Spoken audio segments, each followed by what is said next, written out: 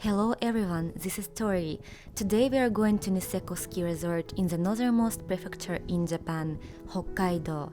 And yes, Japan does have really snowy winter and good ski resorts. And Niseko is one of the most popular ones, even though it's not really easy to get there from Tokyo. First, we had to take an hour-and-a-half flight from Tokyo to Chitose in Hokkaido, then a 3 hours bus to Niseko City.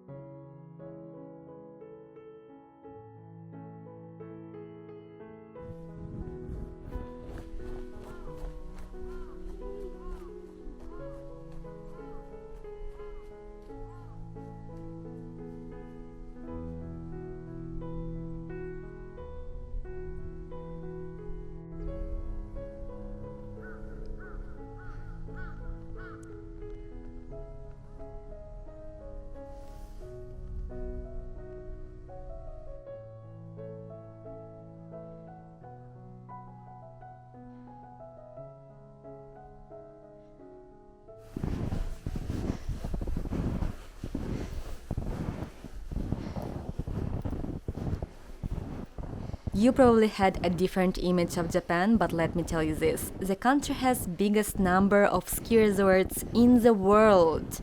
I think it's about time we change the name from the land of the rising sun to the ski land, since there are 543 ski resorts here, and one of the most popular ones, ladies and gentlemen, Niseko.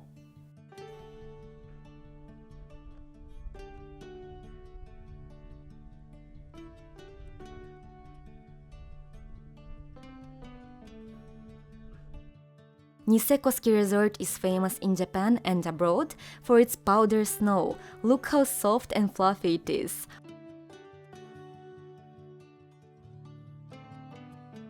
And I must say, the snow is very comfortable to fall on too, especially when you are a beginner in snowboarding.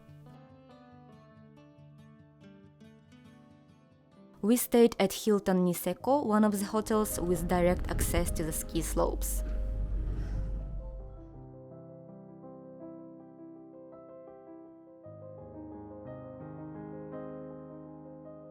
This is our room, clean and spacious, but the main reason we decided to stay here is the view.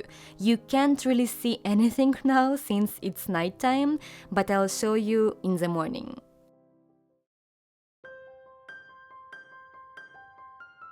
From the window you can see the main symbol of Niseko, Mount Yotei. It's a volcano to be precise. Its second name is Makkarinupuri. You might think that both names don't sound really Japanese, and you will be right. The Ainu indigenous people to this area used to live here. That's why many cities and mountains still remain their original names in the Ainu language.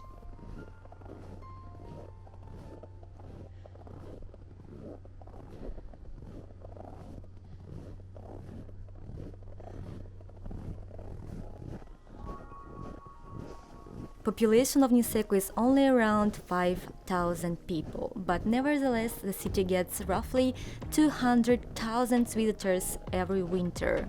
The main purpose is, of course, to enjoy winter sports. The place is popular not only among Japanese people but also lots of foreigners, especially Australians, since it's one of the closest ski resorts to get to. Even with the closed borders, you can still see many foreigners at bars here. Doesn't feel like Japan at all. And as it is a popular tourist destination, the prices here are also much higher.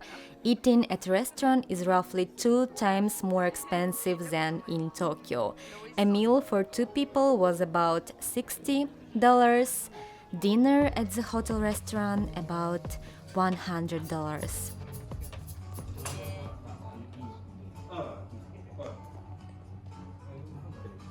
Well, at least breakfast was included.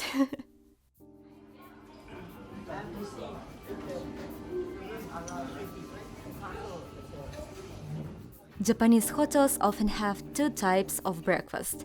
Number one is Japanese breakfast: rice, miso soup, different kinds of pickled vegetables, grilled fish.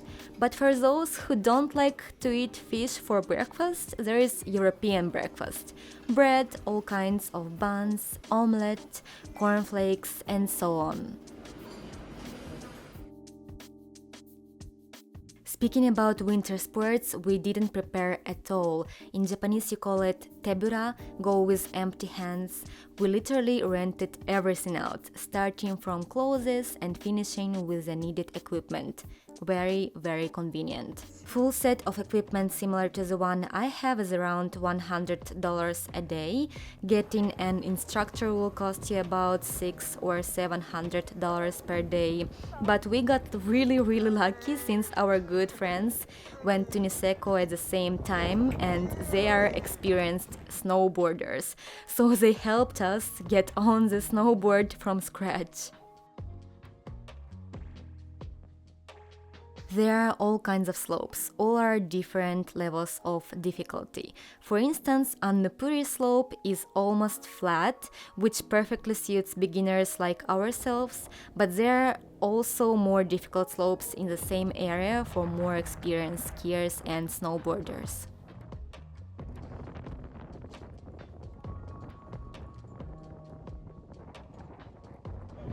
We spent 3 days there, and here are our results.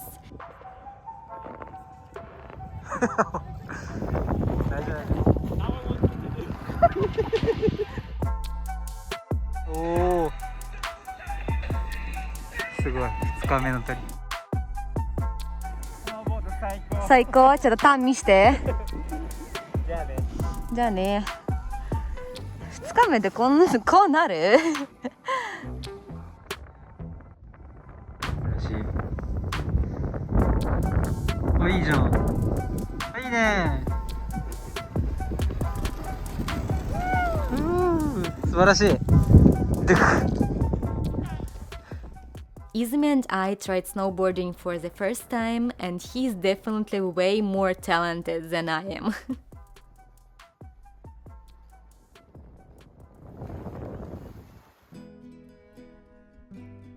Niseko is an incredible place with magical winter sceneries, definitely worth a visit.